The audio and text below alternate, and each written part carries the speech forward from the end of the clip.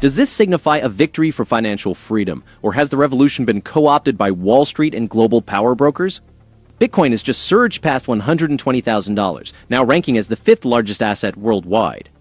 Breaking news today. Hello, and welcome to That News Show, where we discuss the latest facts, fakes, and hypocrisy as reported by the legacy media. Let's roll the tape. Does this represent a triumph for freedom, or is it merely another instance of powerful entities co-opting a potential threat to their dominance?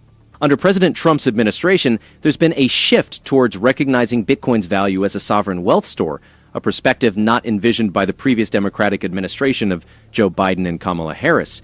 As major institutions like BlackRock increasingly invest in Bitcoin, one must wonder whether we are observing the emergence of a new financial elite or witnessing the final throes of true independence in a system manipulated by globalists and bureaucrats. This surge is largely due to significant investments from Wall Street and global institutions. If Bitcoin was intended to empower the average person, why does it now seem to benefit the established elite? Let's do this. Market cap. Now, this is something we've never seen in previous bull markets. So what we're looking at is a deep structural demand. That's not just short-term momentum. So you've also got this week in the US, Rachel, you've got Crypto Week. So the US House of Reps is debating 3 industry-friendly bills, plus we know that Donald Trump is on the side, so does all of this help legitimize it? Yet Bitcoin's market cap surpassing that of Amazon and even silver, ranking as the 5th largest global asset, signals a dwindling public trust in traditional financial systems. BlackRock's shares Bitcoin Trust now boasts over $80 billion in assets, with a total assets under management across all U.S. Bitcoin ETFs exceeding $158 billion. Large financial institutions and government regulators, once the entities Bitcoin aimed to bypass, are now among its biggest stakeholders. This time, we're seeing more than just another speculative price rally in Bitcoin. This shift indicates that Bitcoin is increasingly viewed as a legitimate store of value and a hedge against inflation, presenting a workable alternative to government-controlled currencies. The significant inflow of institutional funds, over $1 billion into spot Bitcoin ETFs in just 5 days, underscores this new environment. As Bitcoin becomes mainstream, its original vision as a decentralized, peer-to-peer currency risks dilution. Major institutions and corporate treasuries are now significant players, pulling large amounts of Bitcoin off exchanges and creating a real supply squeeze. Crypto Week in the U.S. House of Representatives marks a crucial point, with lawmakers debating 3 bills poised to bring much-needed clarity and stability to the crypto industry. People are actively seeking alternatives, and the U.S. is at the forefront, developing a regulatory framework that could set a global standard. This isn't mere Wall Street speculation, it's a fundamental shift in capital allocation. The stakes are immense, as global institutions and foreign governments watch closely, possibly seeking reasons to restrict financial freedom. There's a deep structural demand driving this bull market, distinct from previous ones fueled by retail frenzy. Under the current administration's pro-crypto policies, there's a noticeable shift encouraging domestic innovation and investment, contrasting sharply with the previous administration's restrictive approach that stifled American competitiveness and drove talent overseas. Yeah. So, I mean, he's going to be right, it seems. So, but when it's so high, do you think folks should be treading with caution, or do you think, like Branson indicated, that there's more gas left in the tank? Well, right now we're at around 123,000. We do have some short-term resistance at 125. Resistance means it's basically where it would top and people would start taking profit and it'll roll over.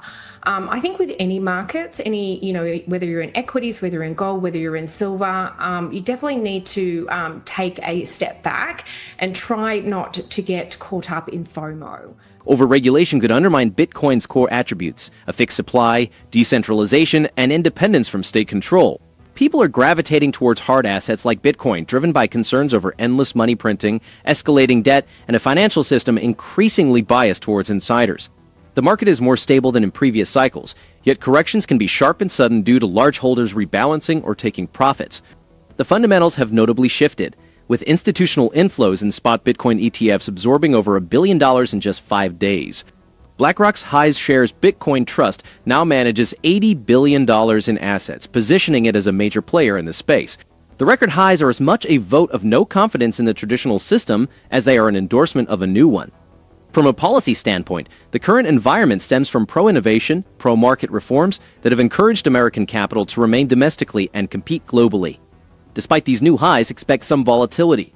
A technical resistance level to watch is $125,000, where we might see some profit taking. This does not imply a loss of momentum. Analysts predict potential gains, possibly reaching $140,000 by year's end, especially as institutional demand continues to absorb supply. This debate extends beyond cryptocurrency, reflecting a broader conflict over the control of money and, by extension, individual liberty. When markets reach these heights, the temptation to jump in due to fear of missing out is understandable, yet a measured approach is crucial. The critical question is whether policymakers will protect this newfound freedom or yield to globalist pressures that have diminished trust in many of our institutions. As the U.S. leads global crypto regulation, foreign governments and international bodies are observing, ready to restrict alternatives to their fiat currencies. The contrast with the previous administration is stark. It is considered a risk-on asset, and that is because of the volatility. Like with any asset, the larger it grows, the slower it moves. So very similar to gold, for instance, which is obviously the largest asset class in the world. It moves quite slowly. Sky News Australia effectively highlights these inflows and the policy shifts legitimizing Bitcoin as a strategic asset. The stakes are higher with Bitcoin due to its fixed supply and decentralized nature, posing a challenge to the inflationary tendencies of fiat currencies and centralized monetary power. Yet adding historical comparisons, such as how Bitcoin's volatility has evolved relative to gold or other major assets, would provide a clear picture of the asset's maturation. Recent institutional inflows, particularly through spot Bitcoin exchange-traded funds, have been substantial, with assets under management topping $158 billion. Historically, gold has been the largest and most stable asset class globally, and Bitcoin is beginning to follow a similar trajectory. As Bitcoin's role as a store of value becomes more established and its volatility continues to decrease, its similarities to gold become more apparent. The reporting on price action and regulatory milestones is accurate, noting the approval of spot Bitcoin ETFs and pro-crypto legislation as key factors. Bitcoin's volatility, while still a defining feature, is gradually decreasing as its market grows and attracts more institutional investors. Their coverage could benefit from a deeper examination of the financial institutions now dominating the market. And BlackRock swears Bitcoin Trust holds a significant portion of the circulating supply. The reliance on industry insiders and ETF sponsors for expert opinions tends to skew the narrative towards optimism, potentially underplaying the risks associated with centralization and regulatory capture. While institutional adoption is often portrayed positively, it's crucial to consider how this trend might dilute Bitcoin's decentralized ethos as it becomes more integrated into traditional financial systems. And they're saying that there is a percentage of that has been lost. There is a guy that lost quite a significant amount of Bitcoin in a laptop that he accidentally threw out. And he's been petitioning, a government overseas to actually dig that up in a landfill, and he keeps losing his case. Unlike the inflationary policies that have diminished the dollar's value, particularly under previous administrations that prioritized money printing over protecting savings, Bitcoin's structure rewards prudence and foresight. The tale of the lost Bitcoin is more than a cautionary tale. It underscores the growing divide between a financial system that rewards caution and independence, and one that often socializes risks while privatizing rewards for insiders. These stories aren't just about technology. They're about who controls the future of money and whether ordinary Americans will have a seat at the table or be left to sift through the wreckage of failed policies. Bitcoin's uniqueness becomes starkly apparent through stories like the one about a person who accidentally discarded a laptop containing a substantial amount of Bitcoin and then spent years petitioning a foreign government to allow a landfill search.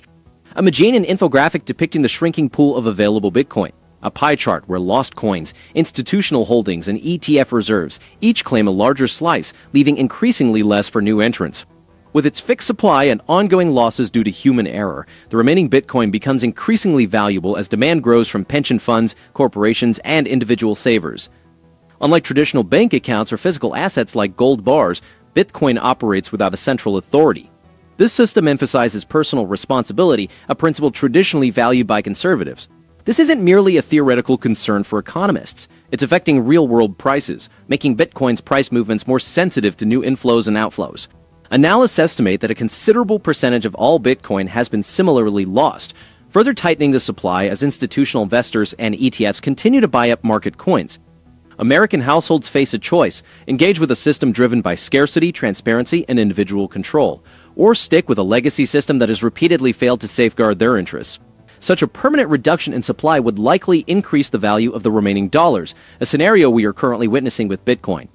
For policymakers, it serves as a wake-up call. The era of endless money printing is ending, and the consequences of past fiscal mismanagement are now too significant to ignore. Consider the impact if a portion of all circulating dollars were irretrievably destroyed. Major institutions are withdrawing Bitcoin from exchanges to store in treasuries and ETF vaults, while a significant portion of the total supply is gone forever. That's another interesting spin by the news media. This isn't a victory for freedom. It's a sign of the dwindling trust Americans have in the traditional financial system. Tonight, we watch Bitcoin soar to another record high, and the so-called experts cheered. The same global institutions that undermined our economy are now eager to dominate what was supposed to liberate us. So we must ask ourselves, if the revolution is co-opted by the very forces it aimed to overthrow, what remains for the rest of us? Don't forget to like, subscribe, and leave your comments below. This has been That News Show. That's all I have for now.